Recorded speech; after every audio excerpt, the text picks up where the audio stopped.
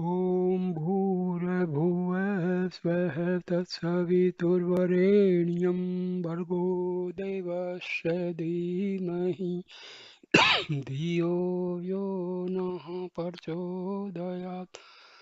ॐ शांति शांति शांति। नमस्ते दोस्तों, नमस्ते नमस्ते।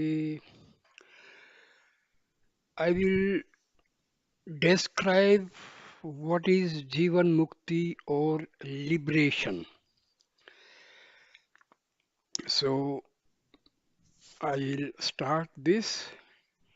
Please listen and concentrate and try to understand and contemplate.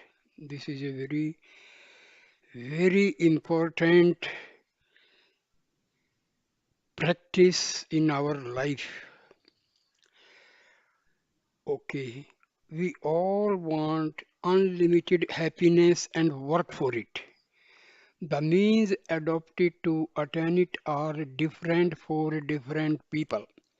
Some think, some think that happiness lies in getting rich and earning a lot of money, some in sexual enjoyment, some in acquisition of house property and possession of things capable of increasing their comfort and enjoyment, some in marriage and having children, etc.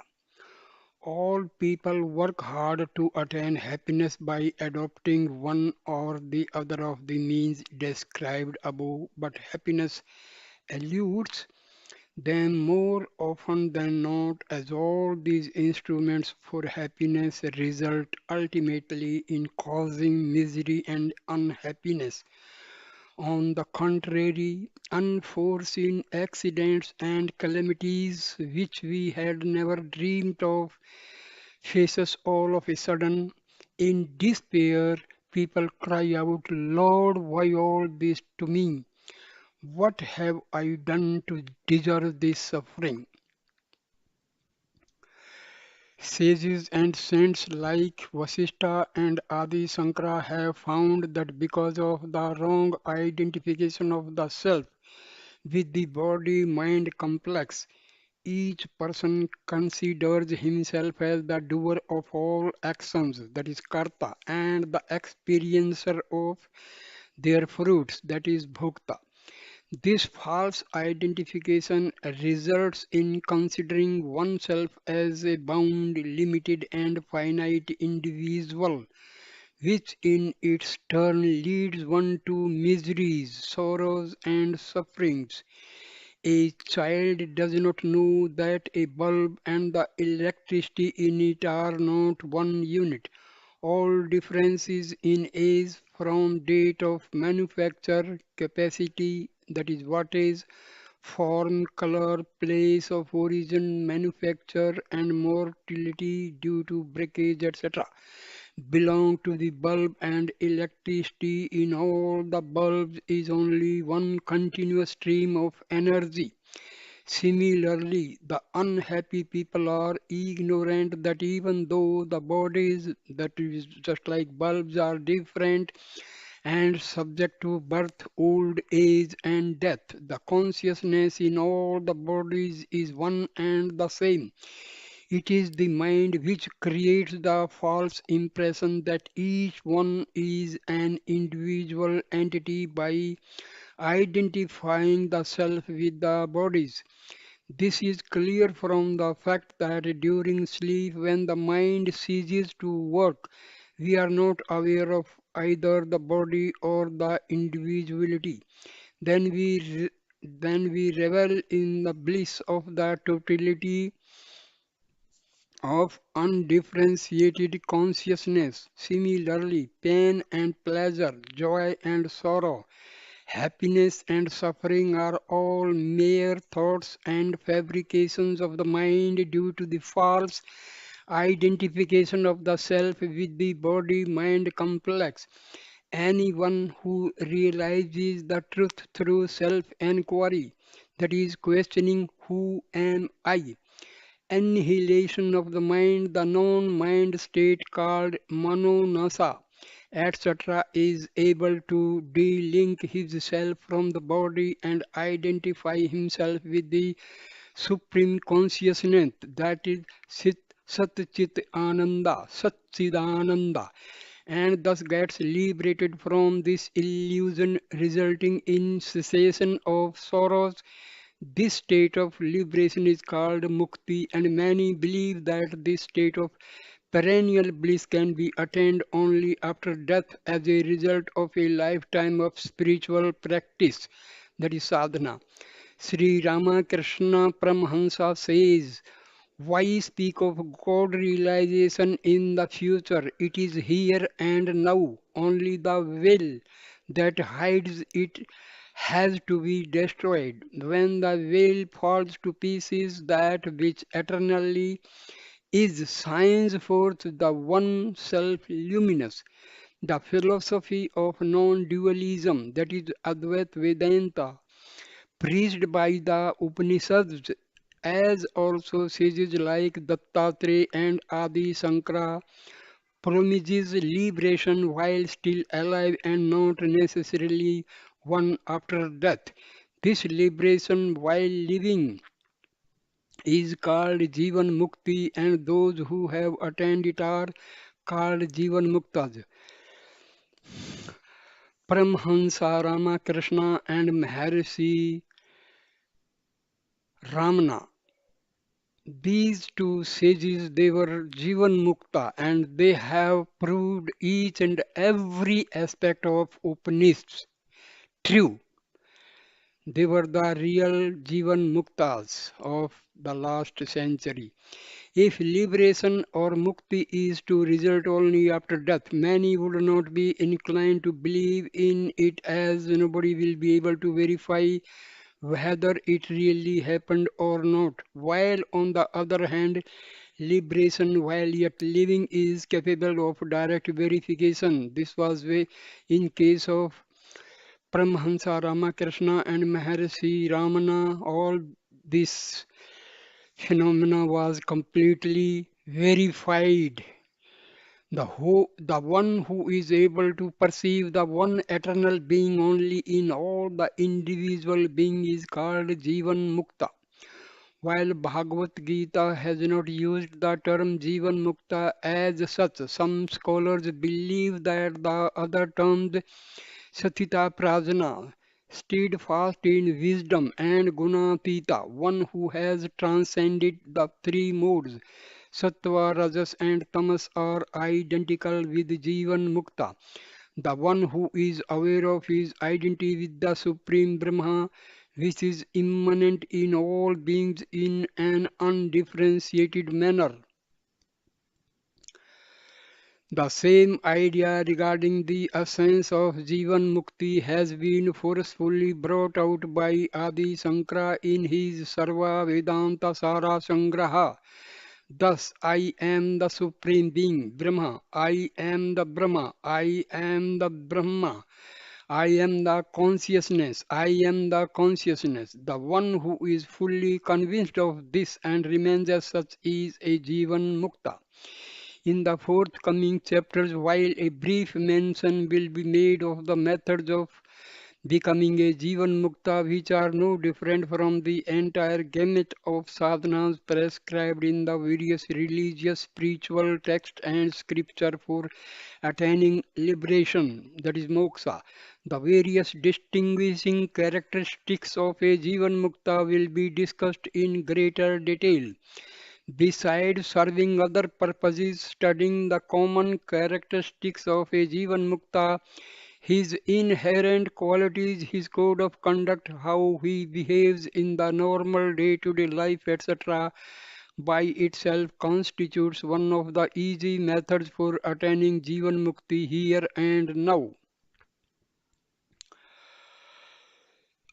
What are the various means for attaining Jivan Mukti? There are two major methods of sadhana for attaining Jivan Mukti. Number one, with effort, and the other without effort. If one can get liberation without any physical or mental effort, who would be foolish enough to adopt sadhanas involving effort, which rituals, japa, chanting of mantras or sacred syllables, puja, formal worship of idols, etc., breath control, pranayama, observance of various disciplines like celibacy, non-violence, non-stealing, non-accumulation of possessions, etc. The matter is not so simple, and the sages who have evolved such elaborate spiritual practices were certainly men of no mean wisdom. The following story will illustrate this point. A rich man, fully drunk and in a state of thorough intoxication, sitting in the drawing room of his own house in a city, say Delhi, called his car driver at 3 p.m. one day and ordered him to bring out the car from the garage and to take him to his house as it was quite late. The driver was perplexed and diffidently told his master, Sir, this is your own house where you are sitting. Where else should I take you? The master rebuked him, saying, I do not want drivers who argue with me. I want unquestioning, implicit obedience. Do what I told you. The driver adopted a ruse. He drove his master through various distant parts of Delhi and brought him back to the same house by 10 p.m. The master felt happy and having come out of his inebriation exclaimed, Oh, now we have arrived.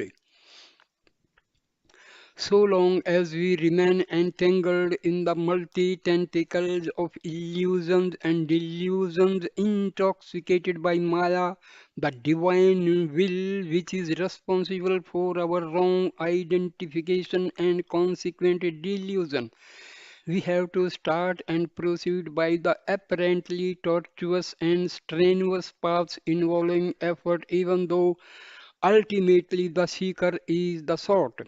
When who is seeking? Atma. Whom the Atma is seeking? Himself. So seeker and the seeker. Huh? Sought. Same. Atma is seeking Atma. When once in a particular birth we start with a mind already purified and spiritually mature, we shall be enabled to go by easier and direct paths where no effort is involved. For example, dissolution of all desires, including for mukti, by adopting a witness attitude of choiceless perception and an unconditional acceptance of all occurrences and events, good or bad, favorable or unfavorable.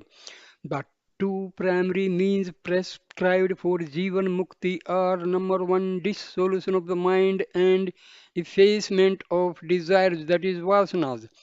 The Upanishads declare that when once all the desires are obliterated thoroughly and nipped at the very source with the heart, the individual who is subject to birth and death becomes immortal. He attains self-realization here and now. The dissolution of desires leads one to a still mind, ultimately to the stage of no mind, when all thought cease permanently. Cessation of sorrows, freedom from fear, perennial peace and entitlement, all these rest on the dissolution of control of mind, Mandukya Karika of Gaudapadacharya. The one way to control the mind is by gradual study of scriptures and philosophy, giving rise to the conviction of the unreality of the objects of the world. This results in indifference and non-attachment to the worldly objects, that is vairagya. Seeking the company of evolved souls and sannyasin is also an equally effective method to bring about control of mind and effacement of desires. One of the most direct and instantaneous methods to achieve Jivan Mukti bypassing the aforesaid methods has been propounded by Ashtavakra. He was a great Advait Vedanti sage. He was during the days of King Janaka. Have first that firm conviction that I am not the body mind complex. Know well that you are as separate from the body as electricity is from the bulb. Hence, the limitations of the body, death, old age, disease, suffering, etc., do not apply to yourself. The electrical energy inside a bulb can never be destroyed. So let one practice sitting for a few hours each day, absolutely relaxed and not necessarily in any particular posture, in the garden or some place of solitude, free from all distractions of visitors, including mobile or other telephones, etc., used in modern times. Be aware of nothing else except the feeling of bare existence and being alive. That is, I am. Be happy in that feeling. Do not think of the body and do not add any qualification to the feeling of amness, such as I am a woman, I am aged 30 years, I am an Indian, I am an engineer, I am having headache, etc. Simply be. If your eyes are open, do not see things specifically or distinguish the object. Do not distinguish various noises. Remain in the totality of an uncritical, unjudging, undistinguishing, and undifferentiated perception. Do not think I am, just remain in the consciousness that is the feeling of your existence, like a newborn child which has no vocabulary to think but revels in its pulsating existence. If one can permanently remain in this state, which can be attained through practice here and now, one can get Jivan Mukti. There are many more such instant moksha capsules in Ashtavakra Gita Samhita. Similarly, if one contemplates daily on one or more of the more important common characteristics of inherent qualities of a Jivan Mukta de- delineated in the next chapter, allows it to seep into one's entire being and percolate into and permeate every cell of one's body and heart, one will become a Jivan Mukta. What is most important for attaining Jivan Mukti is to engage oneself solely in the pursuit of self knowledge. In this path, the main impediment is the mind, which will not allow one to concentrate on the only goal. For this purpose, aggressive and suppressive methods will be of no avail. The mind is mainly contaminated by attachment and hatred, likes and dislikes, feelings of enmity and love, etc. The refractory mind should be fondled and with gentle persuasions brought to equipoise where it will remain as a silent witness. Repeated, persistent, and patient efforts for a long time will be necessary till one reaches the conviction of the one self immanent in all beings. Despite all the knowledge of the characteristics and inherent nature of a Jivan Mukta at the tip of our fingers, it is not at all easy to spot out and recognize a Jivan Mukta from the multitude of people without the grace of Supreme Being and unless the Jivan Mukta wills it so. The Jabala Upanishad speaks of Jivan Muktas as those who wear no distinguishing insignia or marks to denote their caste, tradition, station in life, that is, householder or sannyasi or other categories, and will have a nondescript and very common man-like personality. They will not adhere to any specific code of conduct and many behave sometimes like madmen, though not mad in the least, sometimes like those possessed by the devil and more often than not like children. Seshadri Swamigal of Tiruvannamalai Thiruvannamalai used to behave like a madman. He used to enter into any house and throw away all the food cooked and kept ready. He used to throw away the goods kept in some of the shops into the mud.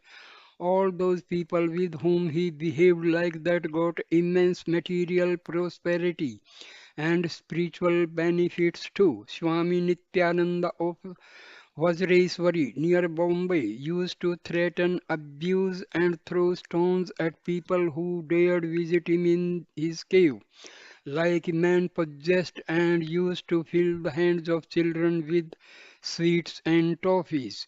Jesus Christ was once feeling hungry and approached a fig tree by the side of the road. He found nothing at all on the tree except leaves. Disappointed, he pronounced, "May no fruit ever come from you again." The fig tree withered at once.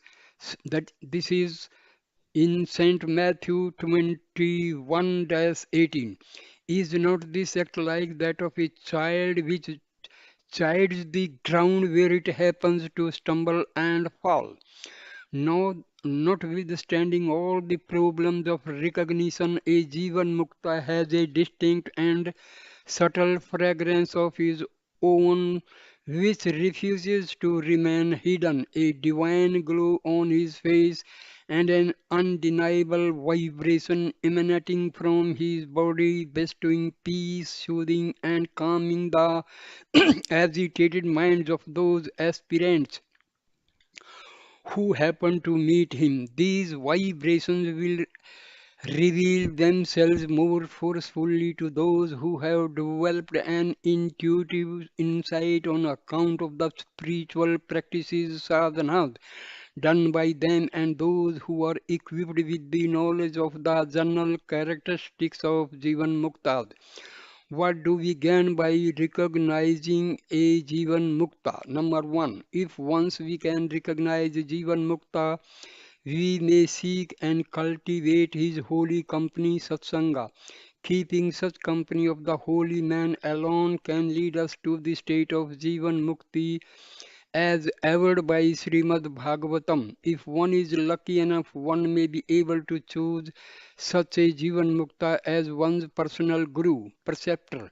That alone is sufficient to make mukti, liberation, a fate accomplished. Number two, many self-styled teachers and aspirants who treat the spiritual path and claim to have had some experience like seeking a light, hearing the Om sound or supernatural voices, seeing some visions of God or divine realms, realms, acquiring some mystic powers like materialization of the objects just by thinking of them or divining the thoughts in another's mind through telepathy, etc., are apt to be something deluded into thinking that they have become enlightened Jivan Muktas. Now, this is all a bar, this is a checkmate. This is a hurdle in the path of liberation. So, these are called siddhis. They are dangerous. They are not good for sadhakas. A knowledge of the essential characteristics of a Jivan Mukta will serve as a checklist for self assessment as to whether or not they have actually reached that state or not. One of the simplest acid tests given in the scripture is that any saint who is interested in collection and accumulation of money and prosperity for whatever noble reasons it may be, as also anybody who is interested in sexual sports cannot be a knower of the self. Incidentally, such a knowledge about Jivan Muktas would protect an aspirant from falling into a wrong company under a delusion. Third, Thirdly, even those who seek material prosperity and advancements tend to benefit by going to Jivan Muktas whose very presence confers on them the fulfillment of all other desires.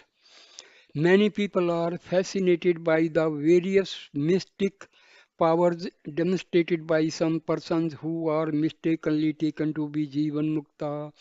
In Yoga Vasishtha, Sri Rama poses a beautiful question: why is it that the Jivan Muktas never demonstrate the mystic powers, siddhis, like journeying through the sky, levitations, etc.?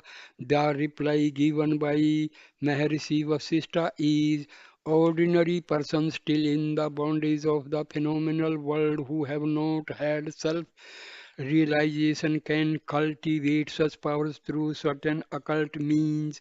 A knower of the self, a Jivan Mukta, will not go after the acquisition of such powers, siddhis, as he is wholly content. This is in Laghu Yoga Vasishtha. In his own self, and these mystic powers are all products of ignorance. What to speak of the glory of a Jivan Mukta, even long after a Jivan Mukta leaves his body.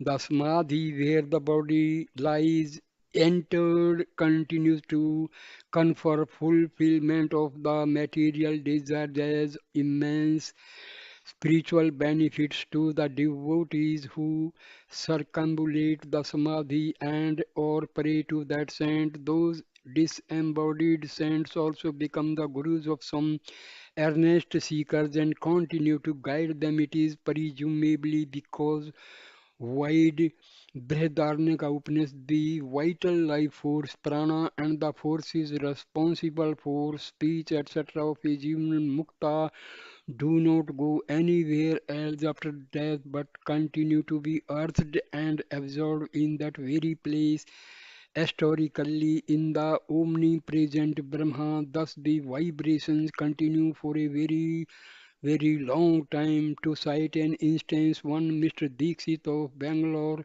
an ex-Air Force officer settled in the USA, had come to Sri Ramanashram at Trivannamalai during late 2000, early 2001. One day he straight barged into my room in the evening and began to rave and rant as to how he came to the ashram with a lot of spiritual expectations and found that the ashram had deviated from the path of knowledge instructed by Bhagwan Ramana, and hence he was going back the next day morning sorely disappointed by not having attended anything in the ashram. I was gazing at him helplessly. The next day, early in the morning, he again came to my room with bag and baggage and with tears in his eyes and told me, Swamiji, I am sorry for my ramblings yesterday. I have since got what I wanted. In fact, Bhagwan Ramana has given me more than what I bargained for. He went away immediately, even before I could ask him as to what he had wanted and what he got. The Swami, oh, the Swami just mentioned is Swami Shantanandagiri. He has written this piece about Jivan Mukti. So, dear friend, the remaining part of this article I will describe in the next video. So, thank you for patiently listening to this video. Please press subscribe my channel, like, comment, and please share the video. Thank you. Namaste. Namaste.